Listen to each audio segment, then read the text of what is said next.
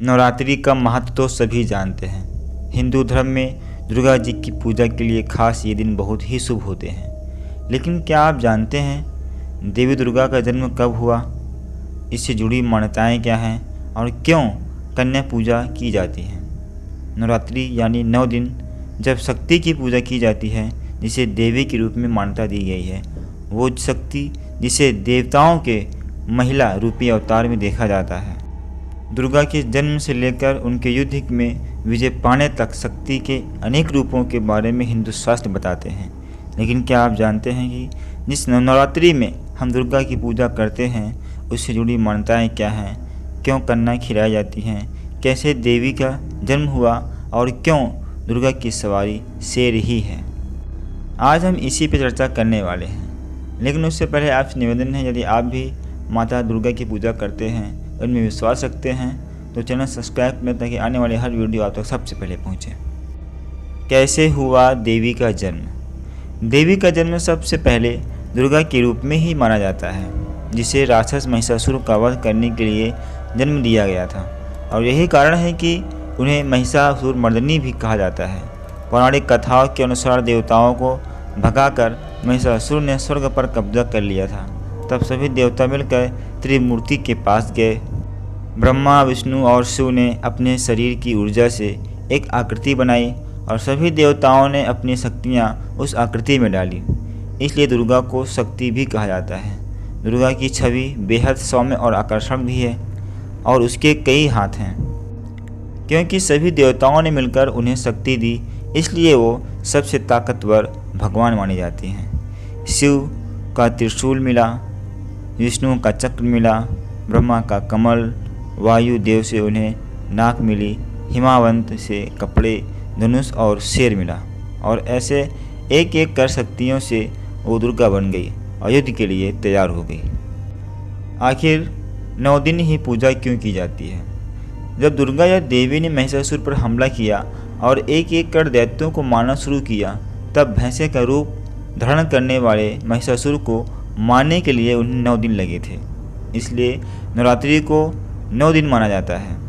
इससे जुड़ी अन्य कथाएं भी हैं, जैसे नवरात्रि को दुर्गा के 9 रूपों से जोड़कर देखा जाता है और कहते हैं कि हर दिन युद्ध में देवी ने अलग अलग रूप धारण किया था और इसलिए 9 दिन अलग अलग देवियों की पूजा की जाती है। हर दिन को अलग अलग रंग जोड़कर भी देखा जाता है और दुर्गा पूजा में दुर्गा के 9 रूपों की पूजा की जाती है। क्यों है अष्टभुजाओं वाली। देवी दुर्गा को अष्टभुजाओं वाली भी कहा जाता है। कुछ शास्त्रों में 10 भुजाओं वाला भी कहा जाता है।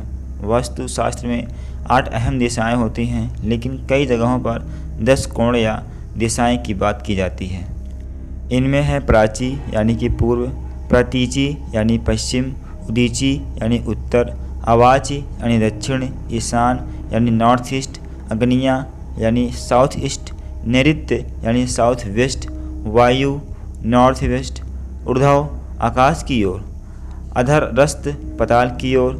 कई जगह 8 दिशाएं मानी जाती हैं, क्योंकि आकाश और पाताल की ओर को दिशा का दर्जा नहीं दिया जाता है। हिंदू धर्म के अनुसार ऐसा माना गया है कि देवी दुर्गा हर दिशा में अपने भक्तों की रक्षा करती है और यही कारण है कि उनकी 8 भुजाएं हैं जो 8 दिशाओं में काम करती हैं।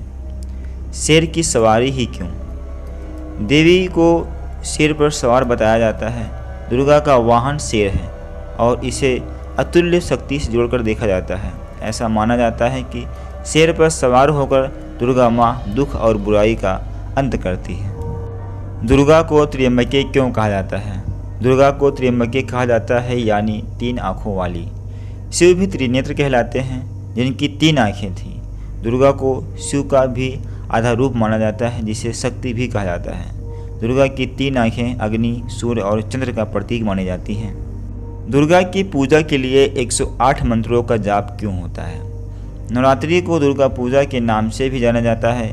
कहा जाता है कि भगवान राम ने दुर्गा की पूजा की थी, जिन्हें राम ने महिषासुर मर्दिनी के नाम से भी संबोधित किया था। ये पूजा रावण से युद्ध करने के पूर्व की गई थी और इसलिए दशहरा नवरात्रि के अंत में आता है। जिस दिन रावण का वध हुआ था, माना जाता है कि राम ने दुर्गा की पूजा के वक्त 108 नील कमल चढ़ाए थे दुर्गा को, और इसलिए ही 108 का शुभ माना जाता है।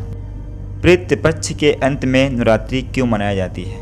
पितृ पक्ष में पितरों की पूजा के बाद ऐसा माना जाता है कि घर की शुद्धि होती है, और उसके बाद आता है देवी पक्ष यानी नवरात्रि, और उसके बाद से हर तरह के त्योहारों की शुरुआत होती है।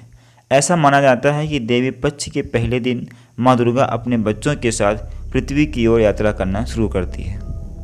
क्यों ली जाती है वैश्या के घर की मिट्टी? इस प्रथा से जुड़ी मान्यता यह है कि वैश्या के घर जाने से पहले एक पुरुष अपनी सारी अच्छाइयाँ और पवित्रता उसके आंगन में ही छोड़कर अंदर जाता है, और यही कारण है कि वैश्या के आंगन की मिट्टी बहुत पवित्र होती है। इसी मिट्टी को लाकर माता दुर्गा के मूर्ति में मिलाया जाता है। कन्या पूजन या कुमारी पूजन क्यों होता है? कन्याओं को देवी का रूप माना जाता है और उन्हें सबसे पवित्र माना जाता है जब तक उनकी महामारी शुरू नहीं होती, क्योंकि नवरात्रि को देवी यानी महिला रूप को पूजने के लिए मनाई जाती है, इसलिए इसे छोटी कन्याओं को इससे जोड़ा जाता है। असल में ये पूजा स्वामी विवेकानंद ने 1901 में बेलूर मठ में शुरू की थी। इसे दुर्गा की शक्ति से जोड़कर भी देखा जाता है। तो दोस्तों, ये थे नवरात्रि से जुड़े 9 तथ्य जिसे आपको हमने बताया। यदि आपको ये जानकारी अच्छी लगी हो तो वीडियो लाइक कीजिए और चैनल सब्सक्राइब कर लें ताकि आने वाली हर वीडियो आप तक सबसे पहले पहुँचे। जय माता दी।